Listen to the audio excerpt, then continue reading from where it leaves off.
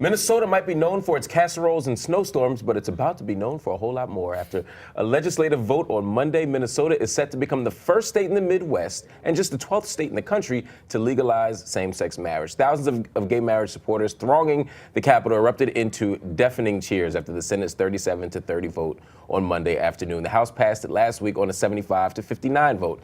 Governor Mark Dayton has pledged to sign the bill in a ceremony later today on the front steps of the Capitol in St. Paul. I wanted to show this tweet that you put out yesterday from the floor. It says here, "Love wins." It's a beautiful image. It's a beautiful tweet. How important was that moment yesterday for you? It was probably, in my 12 years as mayor and maybe even much longer in politics, one of the absolute personal highlights. Because 2 years ago, I stood in exactly the same spot when a different legislature put a horrible amendment on the ballot that would have used the Constitution to ban marriage for members of the GLBT community. It was a horrible night.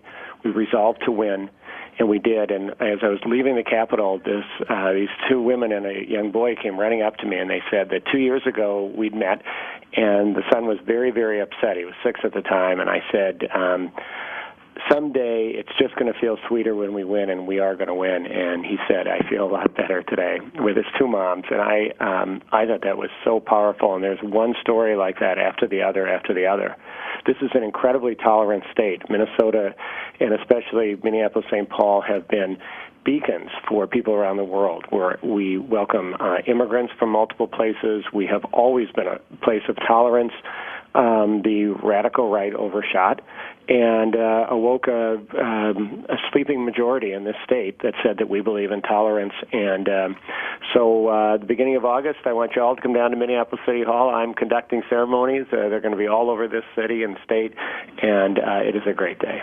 There are two different groups, one being people who have very sincere and often very deeply held religious beliefs, and another who are, frankly, very cynical politicians who thought that this would help turn out conservative voters and tip the presidency and the legislative election. For those people, sorry, you lost. It went the other way. But to those who have deep issues of faith, I deeply respect that.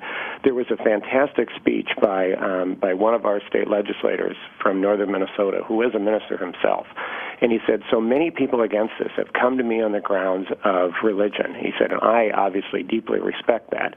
But as I thought about it, I recognized what that's really saying is that your religious beliefs should prevent someone else with their religious beliefs. And I think we're going to have that conversation. The fact of the matter is, a lot of people who oppose this say, look, I just don't want this shoved in my face. And I understand that. And I also understand how people who for their whole lifetime have felt closeted even when they come out because they can't get equal rights want to celebrate. This is going to be a tough balance to get. But I think eventually, frankly, people are going to look up at this, certainly younger people do, and just say, what's all the fuss about?